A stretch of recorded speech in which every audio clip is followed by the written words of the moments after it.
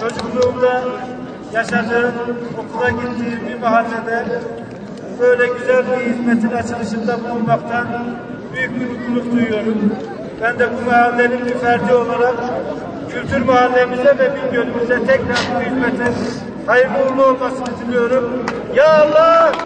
Evinizi bir taşırken bile, bir bahar temizliği yaparken bile ne kadar zahmetli işler yaptığımızı, çevreye rahatsızlık verdiğimizi hepimiz biliyoruz.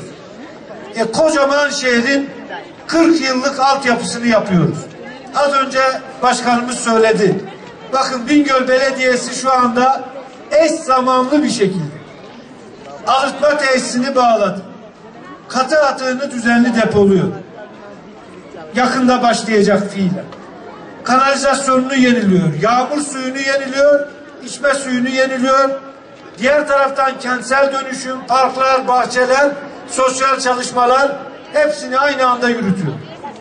Bunun üstüne hızlı bir şekilde tabii bu sorunlar çözülsün diye üst yapı projesine giriyor.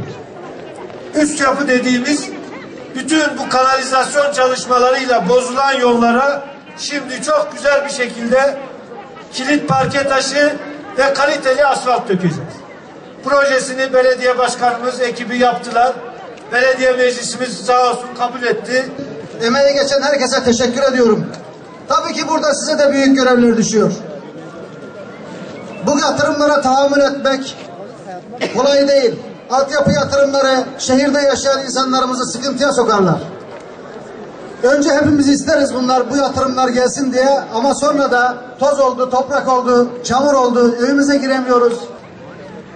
Dolayısıyla önce kanalizasyon, yağmur suyu ve içme suyu şebekelerimizi bütün ishale hatlarıyla, depolarıyla birlikte projelendirdik.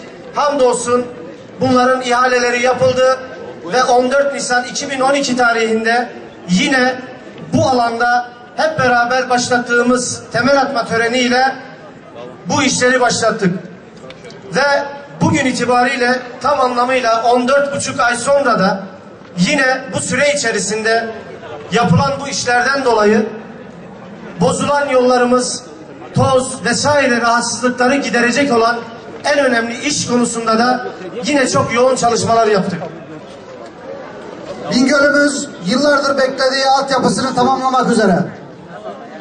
Bugün hep beraber üst yapının temelini atacağız.